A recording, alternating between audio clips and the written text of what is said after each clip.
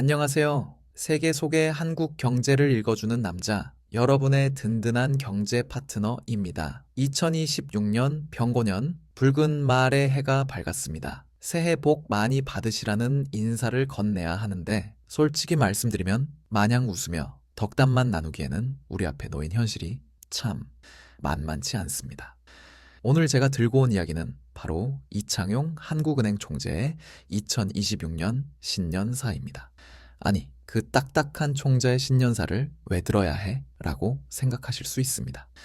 하지만 여러분, 이 신년사야말로 대한민국 경제의 건강검진표이자 앞으로 1년 동안 돈이 어디로 흐를지 알려주는 보물지도입니다. 특히 우리 같은 5070 세대, 이제 은퇴해서 자산 지켜야 하고 아직 출가 안 한 자식들 걱정해야 하는 우리 입장에서는 이 행간에 숨겨진 피댄 냄새를 맡을 줄 알아야 합니다. 뉴스 앵커들은 물가 안정 전망, 성장률 회복 기대 같은 헤드라인만 읽고 넘어가지만 그 속에는 섬뜩한 경고가 들어있거든요. 오늘 제가 친구분들께 막걸리 한 잔 따라드리는 심정으로 이 총재의 신년사를 아주 씹어 드시기 좋게, 그리고 뼈가 되고 살이 되게 풀어드리겠습니다. 비상벨이 울렸습니다. 들리십니까? 여러분, 요즘 동창회나 모임 나가시면 분위기 어떻습니까? 주식 좀 올랐다며 웃는 친구가 있는가 하면 가게 새도 못 나에게 생겼다며 한숨 쉬는 친구가 극명하게 갈리지 않나요? 이창용 총재의 이번 신년사 첫 문장은 부드러웠지만 그 속내는 사실상 비상벨을 누른 것과 다름없습니다. 작년 2025년 기억하십니까? 1분기에 마이너스 성장 찍고 4월에는 트럼프 행정부가 관세 폭탄 던지는 바람에 나라 경제가 휘청거렸습니다. 1,400원대 후반까지 치솟은 환율 때문에 잠 못 이루신 분들 많으실 겁니다. 그런데 총재가 말합니다. 올해 성장률 1.8% 예상한다. 숫자만 보면 작년 1%보다는 낫네? 이제 좀 살만해지나? 싶으시죠? 천만의 말씀입니다. 이 숫자에 속으면 큰일 납니다. 총재는 아주 정중한 표현으로 착시 현상에 속지 말라고 경고하고 있습니다. 지금 우리 경제는 겉으로는 멀쩡해 보이지만 속으로는 골병이 든 나의외환의 상태라는 겁니다. 왜 제가 이렇게까지 심각하게 말씀드리는지 지금부터 팩트를 하나하나 까발려 드리겠습니다. 데이터는 거짓말을 하지 않습니다. 자, 우선 총재가 제시한 숫자들을 냉정하게 뜯어봅시다. 첫째, 1.8%라는 성장률의 함정입니다. 총재는 신년사에서 아주 무서운 말을 덧붙였습니다. IT 부문을 제외하면 성장률은 1.4%에 그칠 것이다. 이게 무슨 소리냐? 삼성전자, SK하이닉스 같은 반도체 수출 기업들이 벌어들이는 돈을 빼고 나면 나머지 제조업, 자영업, 내수시장은 여전히 바닥을 기고 있다는 뜻입니다. 우리 몸으로 치면 머리랑 오른팔만 펄펄 날아다니고 다리와 심장은 피가 안 통해서 썩어 들어가고 있다는 얘기죠. 이걸 경제용어로 K자형 양극화라고 하는데 이게 심해지면 우리 같은 일반 서민들은 경제가 좋아졌다는데 내 주머니는 왜 비었지? 라는 박탈감만 느끼게 됩니다. 둘째, 환율 1,400원이 뉴 노멀이 되었습니다. 예전에는 환율 1,200원만 넘어도 나라 망한다 소리 나왔습니다. 그런데 작년 말에 1,400원 후반까지 갔습니다. 총재는 과거 위기 상황, IMF 등과는 다르다고 선을 그었지만 동시에 펀더멘털 기초 체력과 괴리가 크다고 인정했습니다. 쉽게 말해 한국 경제 체력에 비해 원화 가치가 너무 똥값이 됐다는 겁니다. 이유는 간단합니다. 미국 금리가 여전히 높고 우리 돈이 죄다 미국 주식 산다고 빠져나갔기 때문입니다. 셋째, 트럼프 리스크와 대미 투자 200억 달러, 미국 트럼프 행정부의 관세 압박, 그리고 우리가 미국에 공장 짓느라 투자해야 하는 돈이 연간 최대 200억 달러, 약 28조 원에 달할 수 있다는 우려가 있습니다. 돈이 밖으로 나가니 원화는 더 약해지겠죠. 총재는 무조건 나가는 거 아니다, 조절할 거다 라고 안심시켰지만 역으로 말하면 그만큼 돈 빠져나가는 구멍같이 크다는 걸 시인한 셈입니다. 남의 일이 아닙니다. 김 부장의 눈물, 박 이사의 환호. 이 상황이 우리 피부에 어떻게 와닿는지 제가 가상의 두 친구 이야기를 들려드리겠습니다.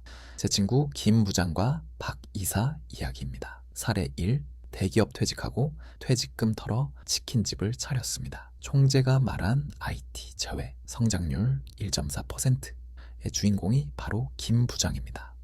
환율이 1,400원 넘으니까 수입 닭고기, 밀가루, 튀김기름 가격이 미친 듯이 오릅니다. 그런데 손님들은 지갑을 닫았습니다. 물가가 오르니 작년 2.1% 상승. 사람들이 외식을 줄입니다.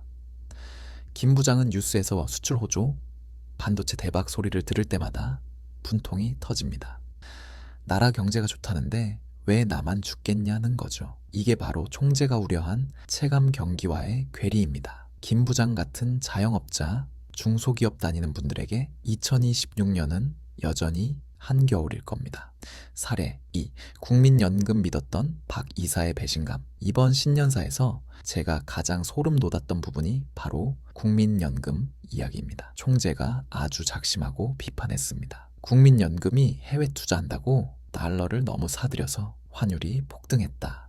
이게 국민 경제에 맞는 거냐? 우리 박 이사는 은퇴 후 국민연금만 바라보고 있습니다. 연금공단이 미국 주식에 투자해서 수익률 높였다고 하니 좋아했죠. 그런데 알고 보니 그 과정에서 환율이 올라 수입 물가가 비싸지고 박 이사가 마트에서 사는 사과값, 기름값이 다 올라버린 겁니다. 결국 내 노후 자금 불려준다더니 내 현재 지갑을 털어간 꼴이 된 겁니다. 이창용 총재는 이걸 국민연금 해외 투자의 부작용이라고 콕 집었습니다. 이제 정부랑 하느니 나서서 연금이 무작정 달러 사들이는 걸 막겠다는 겁니다. 이건 앞으로 환율 시장에 엄청난 변수가 될 겁니다. 비유하자면 이렇습니다. 과거 1997년 IMF 때는 외국인들이 우리 돈을 빼가서 망했습니다. 그런데 2026년 지금은 우리끼리 살겠다고 국민연금, 서학개미 등 너나 할 것 없이 돈을 밖으로 빼돌리다가 우리 집 기둥뿌리인 원화 가치가 흔들리고 있는 겁니다. 집안 싸움이 더 무서운 법입니다. 그래서 5070, 우리는 어떻게 해야 합니까? 자, 상황 파악되셨죠? 경기는 반쪽짜리 회복이고 환율은 불안하고 물가는 안 떨어진다. 그렇다면 우리 5070 세대 가장들은 당장 무엇을 해야 할까요? 총재의 신년사 행간에서 찾아낸 생존 행동 강령 3가지를 드립니다. 첫째, 현금 흐름, 캐시 플로우 이 왕입니다. 꼬박꼬박 나오는 돈을 만드십시오. 총재는 부동산 수도권 주택시장, 불안과 가계부채를 계속 걱정하고 있습니다. 금리를 쉽게 내리지 못할 거란 뜻입니다. 집값 대박? 이제 쉽지 않습니다. 자산의 덩치를 키우는 것보다 매달 50만 원이라도 현금이 들어오는 구조를 만드세요. 배당주가 됐든 소형상가가 됐든 아니면 몸을 써서 일하는 재취업이 됐든 마르지 않는 샘물을 확보해야 합니다. 자산 가격 변동성에 일희일비하다가는 멘탈만 나갑니다. 둘째, 자산의 일부는 반드시 달러로 쥐고 계십시오. 총재가 국민연금 환해지, 환율 위험 회피, 전략을 수정하겠다고 했지만 구조적으로 한국의 고령화와 성장 저하는 원화 약세를 부추깁니다. 환율 1,400원이 비정상이라고 그랬지만 거꾸로 말하면 1,100원대로 돌아가기도 힘들다는 얘기입니다. 계란을 한 바구니에 담지 말라는 말이 있죠. 원화라는 바구니가 낡았습니다.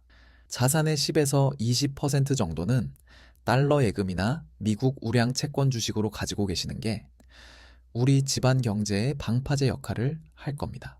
셋째, AI와 공부는 선택이 아니라 필수 생존 도구입니다. 한국은행 총재가 신년사에서 AI 언어 모형, Sovereign AI 이야기를 이렇게 길게 한 건 처음 봅니다. 나이 먹어서 무슨 AI냐 하시면은 안 됩니다. 세상이 바뀝니다. 직접 코딩을 하라는 게 아닙니다. AI를 다룰 줄 알면 젊은 친구들 못지않은 경쟁력을 가질 수 있습니다. 총재가 계속 근로를 언급했습니다. 우리는 더 오래 일해야 합니다. 그러려면 무기가 있어야죠. 그럼에도 불구하고 우리는 이겨냅니다. 구독자 여러분, 이창용 총재의 2026년 신년사 읽어보니 어떠십니까? 장밋빛 미래보다는 현실을 직시하고 꽉 잡으라는 안전바 같은 메시지였습니다. K자형 양극화, 치솟는 환율, 미중 갈등, 뭐 하나 쉬운 게 없습니다. 하지만 우리 5070 세대가 어떤 세대입니까? 보릿고개 넘고 IMF 때 금 모으기로 나라 살리고 금융위기 때도 가족 지켜낸 역전의 용사들 아닙니까? 총재는 마지막에 유지경성, 뜻이 있으면 마침내 이룬다 라는 사자선거를 썼습니다. 환경이 어렵다고 주저앉지 맙시다. 환율이 오르면 수출 기업에 투자하고 금리가 안 내리면 이자 소득을 챙기고 AI가 나오면 그걸 배워서 써먹으면 됩니다. 중요한 건 멍하니 뉴스만 보지 말고 세상의 변화를 읽고 행동하는 것입니다. 오늘 제가 풀어드린 독해가 여러분의 2026년 자산관리와 인생 설계의 든든한 나침반이 되었기를 바랍니다. 불안해하지 마시고 저와 함께 공부하면서 이 거친 파도를 넘어가 봅시다. 여러분의 해안이 대한민국을 지탱하는 힘입니다. 감사합니다.